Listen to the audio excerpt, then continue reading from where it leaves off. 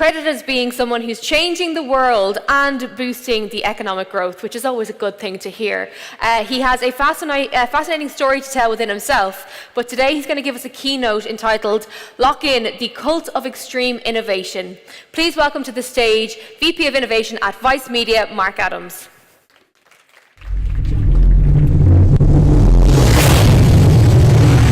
Hey guys. That's what happens when your mum writes your bio, like, he's changing the world. One of the things I have to say is I love these conferences, but they are completely without irony. Like, everyone just goes from one place to the next, like pitching each other and listening to pitches, and no one ever goes, what the fuck is all this? So I want to kind of have a little bit of a therapy session with you guys today, and I don't have a long time. So I kind of, even though I can't see you, I can just, it feels like I'm back in Fabric nightclub in London, if you know, you seem to know that, so oh yeah. My career started because I went to university in London and I was desperately wanted to be a DJ because everyone from Essex wants to be a DJ. And so I went to Fabric in London and said, well, I'd love to play for you. And they were like, yeah, join the queue, buddy. And I said, what would change your mind? Like, how can I do this? They said, well, if you book the venue, you can play to yourself if you want. You know, just pay us and it's fine. So I was so stupid. I was like, yeah, that sounds like a good idea. And long story short, they said the one restriction is you have to book talent. So you have to book famous people. You can't just have your mate Dave and you playing. So long story short, I started calling up William Morris Endeavour, CAA, the biggest talent agencies in the world, saying like, hi, I'd like to book, you know, probably a bad idea actually now in retrospect, Michael Jackson, but I'd like to book, you know, Prince, Michael Jackson. In fact, everyone I tried to book basically subsequently died. And long story short, I didn't have any money, so they would be like, yeah, sure, it's going to cost, you know, if you want Daft Punk to reform and play your student night, it's going to cost like a lot of money. And I'd be like, oh, I don't really have any money, but I do have... At that time, there was a really long correlation between you didn't have many friends or a girlfriend, but you were really, really good at digital. So that was basically my one skill. So it was like that film Taken, where I'd be like, I have a particular set of skills. So what I would do is I would offer, like Björk, digital in exchange for her playing my show in 2003. So long story short, the reason why I'm telling you that is because if an idiot like me can be doing stuff like this, then anyone can do this. And one of the things that I really want to get across to you, genuinely, is that we're making it too hard for ourselves. We are literally making it more difficult than it needs to be. So just over to you. Have we got any brands here? A couple of brands, okay. Any startups? Yeah, some startups. Respect. Agencies? Couple of agencies over here. Okay, cool.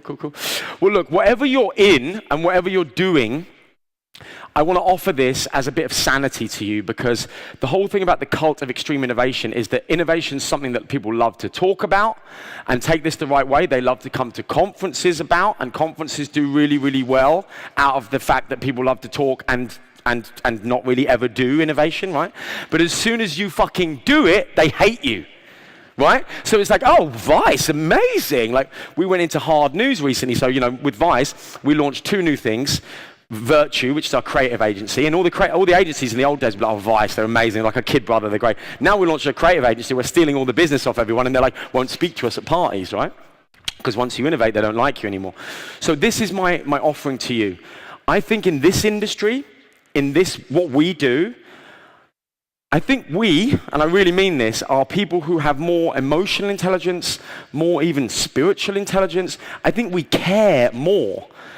And I think it's a strange world where the more you care, the more you suffer.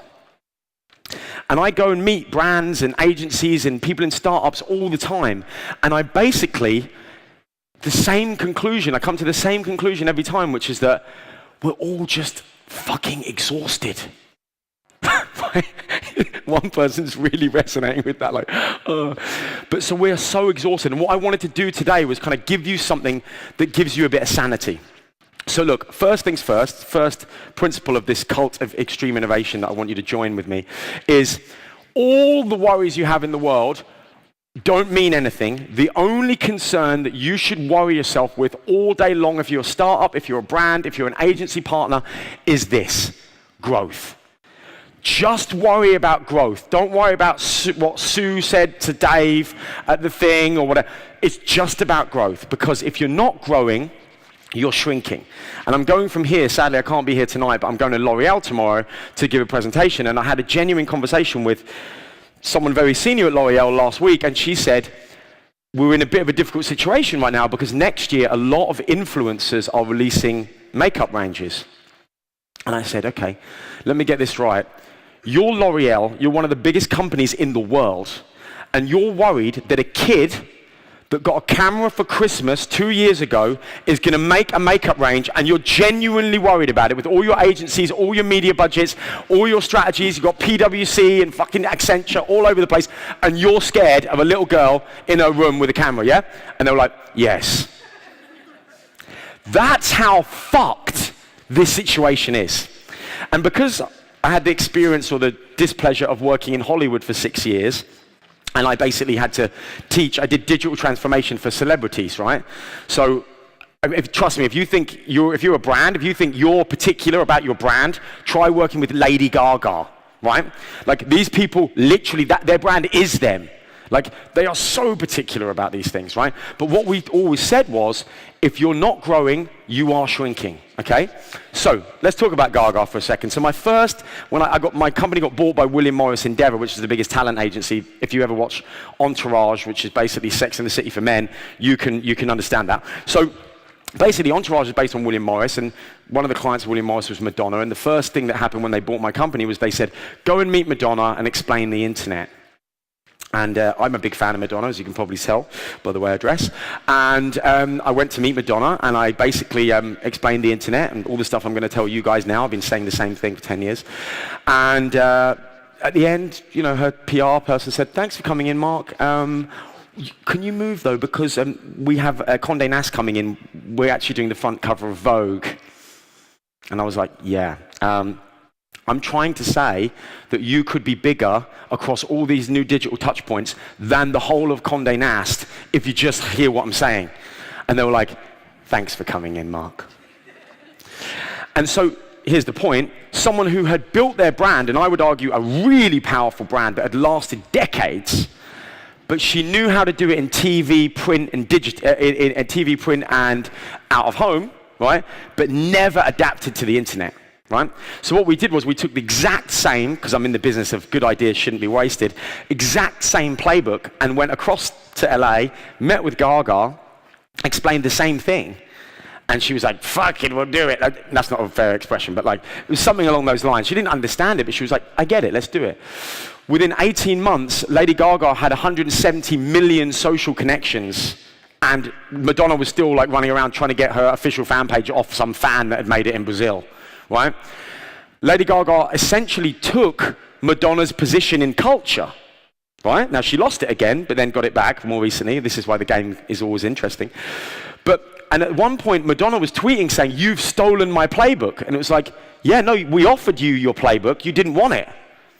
So the reason I'm telling you this is because I want you to see deeper than and take this the right way. If you're a vendor or you're someone who's, out there today grafting hard, I've got admiration for you. If you're a startup, whatever it is that you do, I respect you massively. But I'm just going to say this right now. What everybody thinks is worth spending time on isn't worth spending time on. I was watching one of my friends has got a kid, a 5-year-old, and you see little 5-year-olds play football, and the ball goes over here, right? And every single 22 5-year-olds just run after the ball. And then the ball goes over here, and 22 5-year-olds roll it, and they're kicking each other in the head. Every now and again, the ball will, by some miracle, come out, and then they'll all just follow the ball again. And I was thinking, I was a bit hungover, and I was like, this is exhausting to just watch. And then I thought, this is what it's like working in the modern marketing and technology ecosystem. It's just Facebook carousel, everyone runs over here. Snapchat filters, everyone runs over here. Influencers, oh, no, she's not hot anymore. So it's constant, right? And this is why we're so exhausted, because we're at the pointed edge. If you're here today, you're at the pointy edge of a spear, and this spear is in the middle of a hurricane. That's a bad metaphor. But anyway, what I was trying to say is we're right at the edge of all of this, right? And it's exhausting. And people say to me, look, you're the chief innovation officer of Vice. You've come from this tiny little magazine to be bigger than MTV, 5 times bigger than BuzzFeed. We're the biggest digital media company in the world. And everyone's like, how do you keep up? And I say, I don't. I just don't try. What I try and focus on is strategy, not tactics, right? So this is where I think things go wrong. So when I mentioned to you about Madonna, it's true for Madonna as it is for modern brands, and it's whether you're doing your own startup or whatever. What we do is, this is why we don't recruit new users, and the whole game is recruiting new users, right? That's the only game there is. By the way, Byron Sharp will tell you as well, loyalty is overrated. Okay, just I'm going to put that out there. So we start with shallow demographic targeting, right? We start with like, I don't really know you, but I'm going to try and make something for you. And that's tough. Like when I worked in Hollywood, one of my favorite clients was Christopher Nolan, right? And Christopher Nolan is a genius. But if you said to Christopher Nolan, here's $350 million from Warner Brothers, Hans Zimmer on the score, Matthew McConaughey in the lead role, and whatever you want, and you said, can you make something for 21 to 34-year-old males living in these 3 cities, he'd fuck it up. Because it's impossible. It's an impossible task, right? So you start your communication with no idea of who your audience actually are.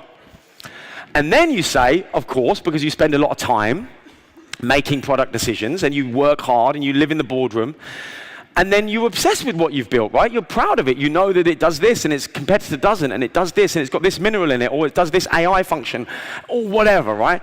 But try explaining that to the people in your life that love you, and time how long they'll give you before they say, it's dinner time now. Please stop talking about the product, right? Now I work at Vice. I'm really excited. We've got 70 projects, 70 projects with Netflix right now.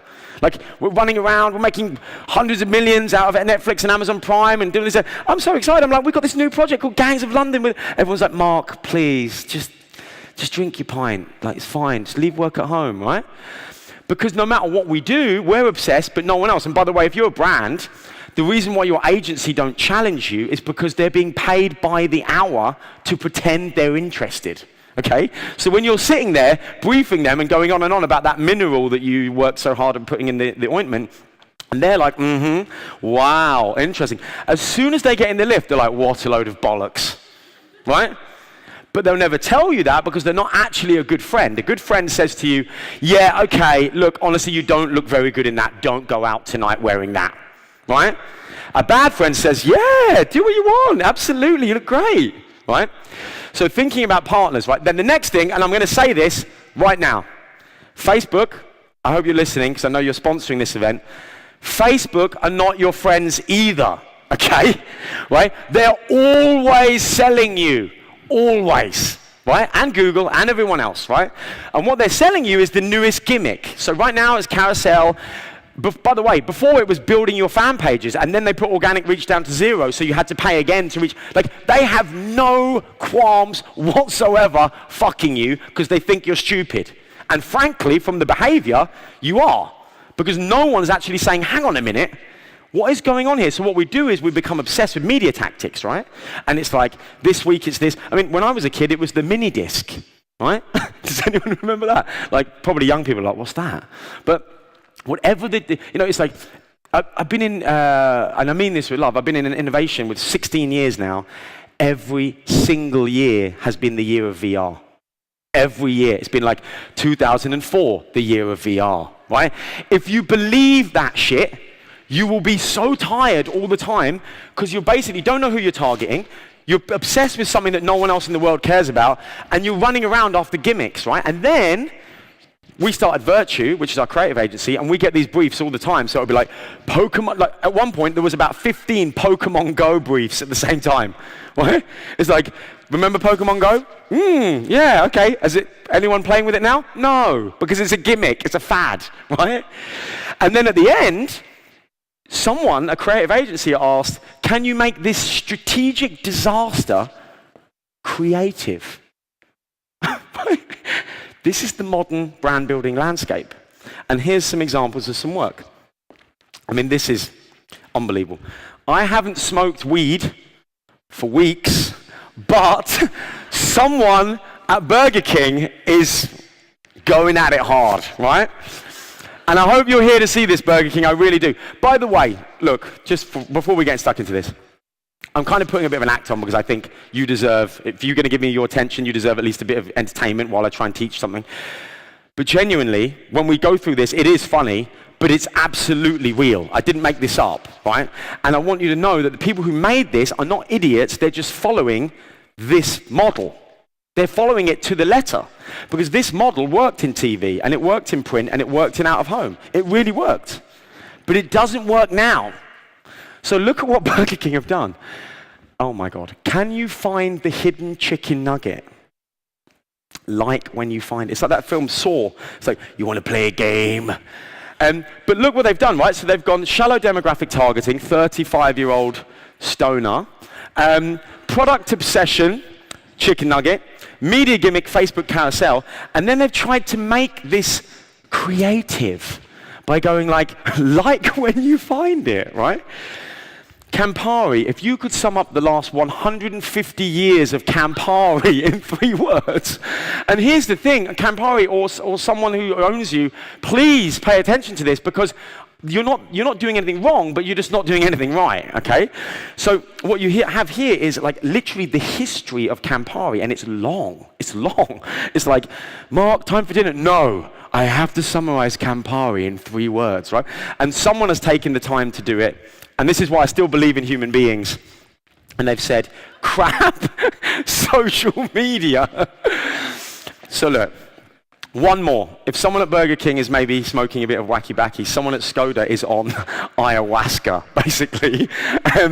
So to you, which side of a Skoda is more important? And Gus Ferguson, who probably reads Vice, says that awkward moment you realize the whole of the internet is laughing at you, right? And here's the miracle of modern media systems. His comment, not the post, his comment has 4,399 likes and 95 replies saying you're the man, right? And this disaster, strategic disaster, is now being funded by the brand and the media agency, who, by the way, don't give a fuck. They're just about throughput of revenue. They're like, yeah, keep it coming, keep it coming. Like, great advice, great objective advice there. And so literally this disaster is now moving around the system, accruing what I would call unbranding. It's basically unbranding the brand. Because if I had any affiliation with Skoda, it's going down. And this is a situation somewhere in a boardroom. Someone is saying to someone else, oh my God, engagement's really going up on the page. So, why do I tell you that? Why do I tell you that? I tell you that because you can put all your effort, and I mean this genuinely from a really deep place of burnout, having had that myself, right? You can burn out, you can suffer, you can work late nights, you can not see your family, you can split up with loved ones, you can go through the hell of what you have to do when you care about what you work for, and it can all be for nothing when you're following the wrong plan, right? So I want to kind of exercise that demon from you, right? So, and at best, what you end up with is this. This is, coming back to cosmetics again, this is 13 different cosmetics brands all thinking they're doing something unique, but it's all the same. So the very best situation you end up with is the same shit as every other boardroom. And then the big brands in the world, like Kraft Heinz, lost 18 billion last year, 18 billion, because all the growth is coming from these small companies, right? All the growth, no matter what sector you're in, most of the growth in your sector is coming from these little ankle-biting companies, right?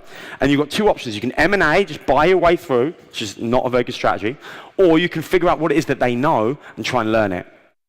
So, how do you avoid this? Over to you. I've got 10 minutes left. What are you passionate about? Just turn to the person next to you, tell them what you're passionate about. Seems like an icebreaker. It's actually not. It's a secret door. I'm going to come and chat to you. Damn! Go! 1 minute. Talk to someone. How's it going?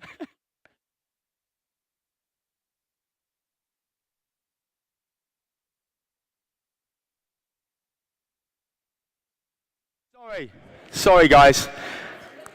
Can I just make an observation? That is not an easy conversation to stop. You get me? You throw a bottle of wine, or even in my case, vodka, into that conversation, that can go for years. Really, that's what relationships are, yeah? Because here's the thing. Point number 2 about the cult of extreme innovation is You've got to realize where the playing field is, right? And the playing field is the massive internal universe. I just saw the guy from NASA, but I don't know if anyone saw it. It was mind-blowing, right? But like Kant, great philosopher, bad name, once said that the most expansive universe in the world is inside, right? Now, this is something that if you say this in the continent, you say this in Spain and France, they're like, oh, yes, yes. You say this in England, and people are like, really? Don't think so. No, it's in the head, mate. But so the point is, and I wish if we had more time, I would ask each of you what you were passionate about. And why would I do that? Because it is a proxy, and it is the most powerful proxy we currently have for who you are inside that internal universe, right? Because it's not interesting to hear that you love technology or learning. What's really interesting is to ask why, and then ask why again, and then ask why again. And when you go all the way down to the fifth why, you end up with something where your hairs go up on their end, and that's how you know you have an insight, right? And if anyone else has another better proxy for this, let me know. We'll start a business together. Now, I'll get the money, I promise you, right? But right now, the best signifier for identity at scale is what we call tribes, right? It's people connected around passion, right? And I'm going to show you why I think this is really, really what the internet is about. So the internet removes time and space, right? So you can, I'm constantly hearing people saying, oh, there's the new Samsung device versus the new Apple device, and the new TikTok is coming and it's bigger than Snapchat, and Snapchat's going to be bigger than, and it's all just a waste of energy, right? All these platforms is expressions of the internet. The internet is the operative word that you need to focus on. So if you want sanity, remember what the internet is. And the internet, if you know, did anyone else say technology in this room? We've got a couple. Yeah. Did anyone say food? I did. That was mine. Yeah. Me and you, buddy. Sport, music, right? Human beings are not so diverse. Except I did just come back from Japan. I heard some unbelievable answers there. But anyway, but the point is, this room is a cluster of social networks, right? This room is a cluster of networks. And if when you think about networks, you can think, I mean, look, the second phase of the internet was called, literally, it was the phase of social networks, right? And let me tell you, that every phase is going to be a phase of networks, because the internet is three different definitions, all saying the same thing. The internet is a network of networks, right? So when you concentrate on networks, you're in the game. When you're not concentrating on networks, you are not in the game. And I say that tough because I mean it with love. If you're not thinking about networks all the time, you're not doing what the internet's supposed to be asking of you, and you're probably having a really tough life at work. And if you're in an organization that just doesn't understand this, I'll come and help you, but there's only so much I can do, right? Like, you have to take on board that the internet is about no time and no space. So networks, and that's a good thing because it means that I can get friends with all of my other mad techno fanatics that love hardcore techno music. And all of us can connect with all the things we love, but it also means that ISIS can meet one another, right? So there's goods and bads about all this, right? Now, this is what I do when I'm on my own. 3 hours of relaxing water sound music. But look, just to give you an idea, this is a network, right? This is a network of people who are into kind of like alternative things and like do this in the bath and all this, anyway, whatever. But point is, just have a look at this. Now look, let's just assume that the honest guys, these two guys here called the honest guys, which, by the way, don't call yourself the honest guys, you'll never be trusted. Let's assume that they don't have a big agency, that there's no paid media activation strategy here, right? So they don't have any of the shit that you guys have, right? But 48 million organic views. So once you figure this out, like just let that sit with you, right? Once you figure that out, look at the creative there. It's disaster. Everything about it is shit, right?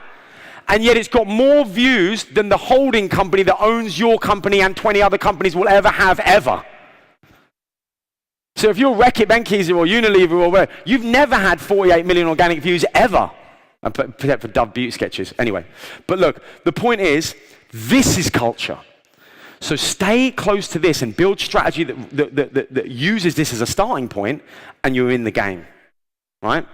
This is my particular favorite thing is electronic music. So 103 million views, no paid media. This is incredible. So we call these networks tribes, and we build a whole business around them. And this is going to matter more and more and more. What I'm saying is mattered 10 years ago, and it matters more now than it did then, because Gen Z do not identify with demographics. If you ask them about their occupation, their gender, or sex, they're like, doesn't matter.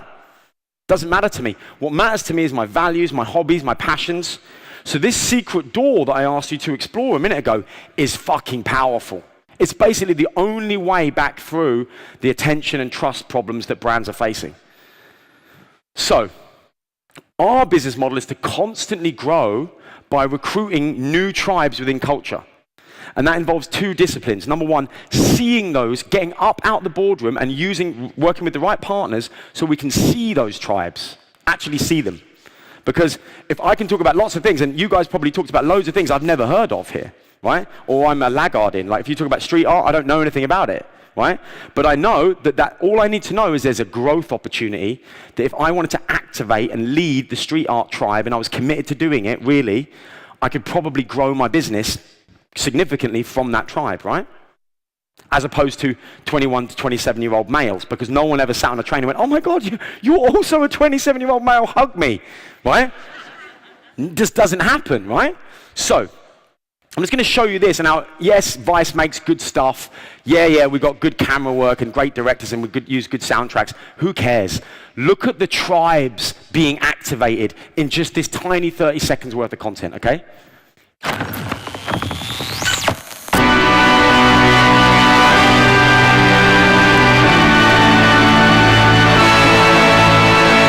Every person who's ever been singled out, who's ever been the misfit, this one's for you.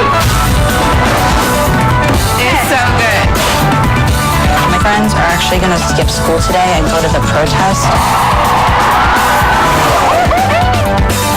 We're on a secret mission to make everyone full of love. You may cry. You may laugh. You may do both at the same time.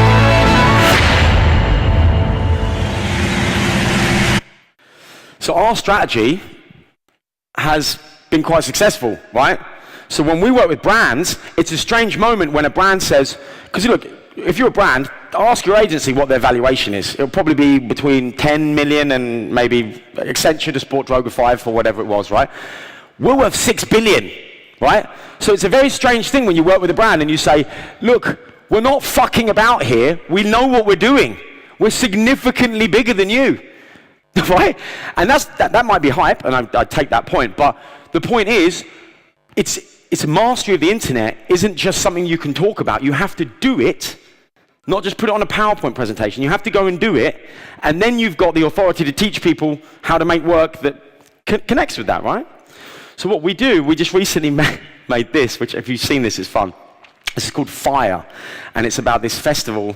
Yeah, you seem to know it. Yeah, Fire Festival, which was basically a festival that basically just went to shit in the Bahamas, and it was absolutely hilarious watching all these like really rich American kids just suffering. It was amazing. Anyway, point is that the reason we did this, I'm just going to tell you a story. So we use a partner, an AI partner called Codec.ai, right? Don't mind telling you who they are.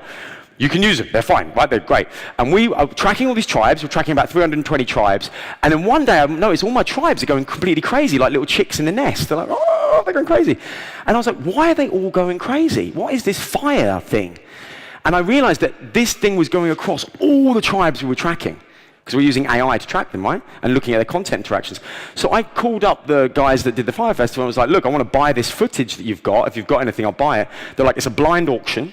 You're up against other media companies, put your best bid in. So I put in what I put in, not a lot. We took that footage, we won the bid. We took that footage, we turned it into this. We sold it to Netflix for multiple millions. We now have tens of projects with Netflix because this is the most successful documentary ever in the history of Netflix, right? Totally changed our business. It will probably end up earning us about 100 million, right? And when I went back, because we used AI to even see the opportunity, right?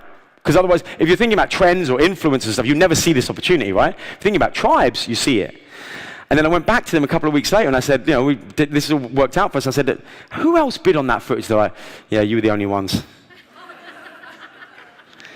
So this is what it's about, guys. It's not about seeing what everyone else sees and then just trying to do the same thing as everyone else and expecting new results. It's not possible, right? That's the definition of madness, right?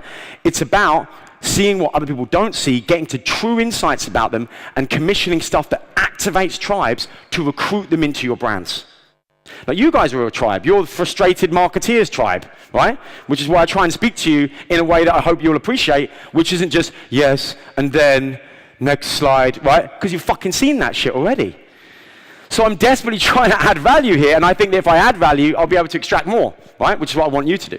So here is, no, I'm not going to show you this. So just to finish off, if you're a brand, being famous isn't necessarily being famous to everyone. It's just being famous within the tribe that you're in, right?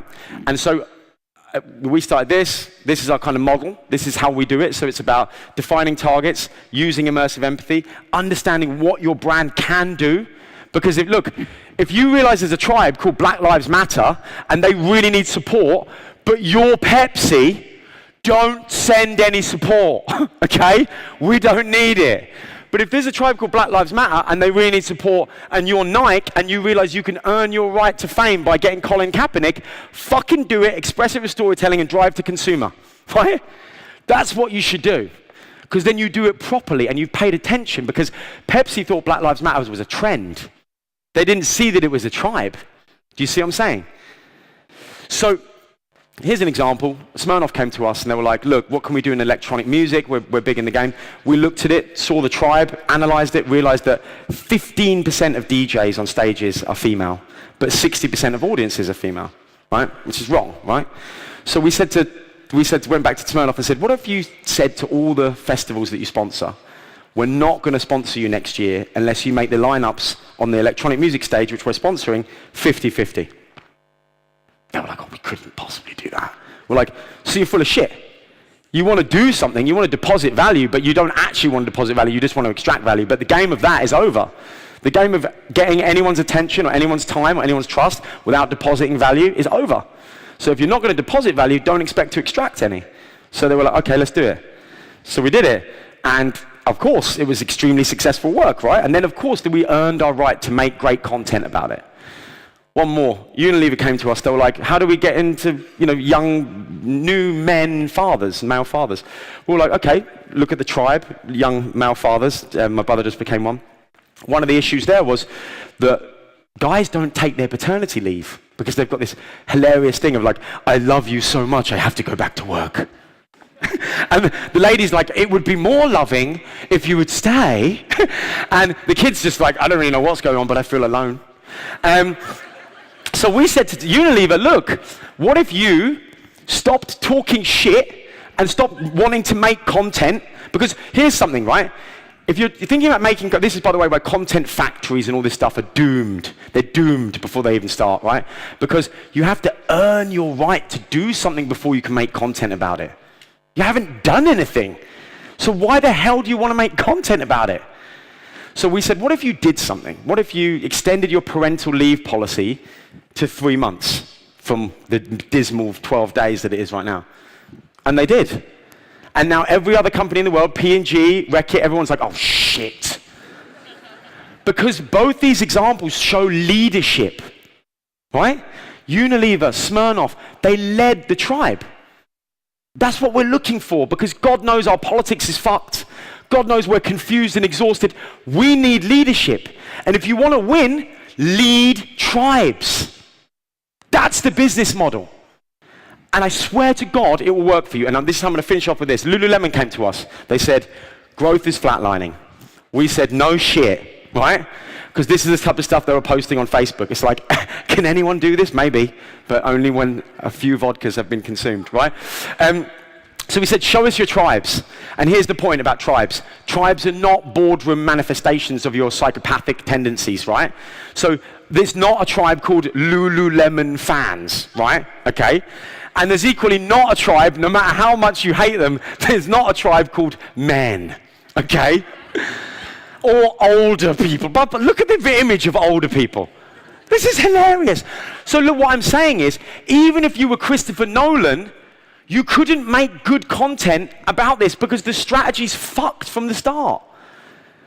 So we said, okay, let's use AI, let's use deep learning, let's try and figure out which tribes would be interested in your proposition, but just haven't been tipped yet, right? You know you've got a friend who loves Game of Thrones but has just never watched it. Right? You know, Game of Thrones has come back on Monday and I'm like, to everyone, I'm like, I promise I'll never be that guy. I'm like, you don't watch it. Oh my God, you would love it. You would love it. And I promise I'd never be that person. But now I'm a recruiter for HBO, right? And by the way, this is the point. You've got two options now if you're in the marketing game. You can market with people or you can market at them. If you lead them, you will market with them. They will do a lot of your job for you. Like Vice grows because every day someone goes, Vice is great. You've got to watch Vice. Vice is great.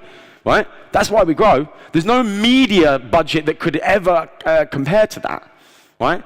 Or you can keep marketing at them, in which case it's going to be a long, long, long road to death. Right? So here we go. So we said to him, what about if you went after these? And these are not randomly picked. This is using AI to look at the proposition of the brand and understand what tribes within culture would resonate most with those propositions, right? Hip hop, arts and crafts, adrenaline. Because the propositions of the brand are breathing, meditation, letting go, peace. It's not about athleisure. It's not about getting sweaty. It's about the higher principles of yoga, as you can tell I'm embodying right now. But what's interesting is you think, well, how do you link hip-hop with yoga? That's tough. But that's the new game. The new game is building a strategic bridge between your brand truth and a tribe. And here's the thing. I don't know how culturally aware you are. Hip-hop's not a small thing, right? Like, it's not like hobbits or something. It's not like you're going after a tiny tribe of people who are mentally ill. You're going after a serious, huge, global phenomenon. That if you got even 1% of that tribe to recruit into your brand, it would change your stock price on Wall Street, right? So people are like, seems a bit niche. I'm like, well, you're a fucking idiot then, right? Hip hop. Well, what is hip hop? Hip hop is breathing, right? It's all about, if you're Busta Rhymes and you've got a great flow, it's because you're breathing so good. Hip hop is about flow, and so is yoga. But no one's ever made that link. Because that's strategy. And it's a strange world when Vice Media is standing on stages telling brands about strategy. But it's the case. And I've got to go now, but arts and crafts is actually about meditation. Dance and nightlife is actually about letting go. This is Yoga was the campaign that we came up with. So this is the global AOR campaign now. And I'm going to finish with this video that will explain the whole thing. Thank you so much. I really appreciate it. I know I was hard, but I do it out of love.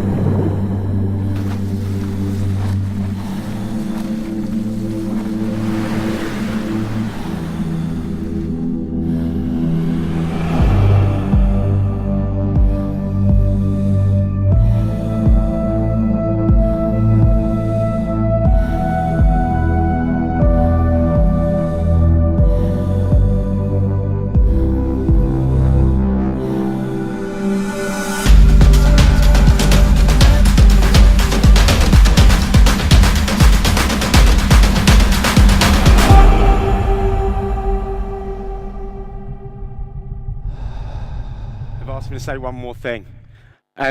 Look, it doesn't matter about what the drum says or Ad Age says or Marketing Week says. What it matters is what the actual press is saying, right? And so it's an interesting thing when you get there, and it's much more interesting about what Wall Street press says. So when Lululemon Athletica stock climbed 29.2% in 1 month because of this campaign, I'm not lying to you, this stuff works. So I want to give this to you because it's sanity. So go out there, find the tribes that would resonate with what you're saying, start recruiting from them. Thank you so much. Really, really love you guys. Bye.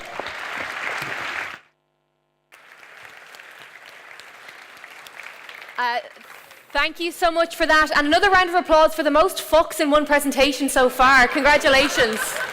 Well done.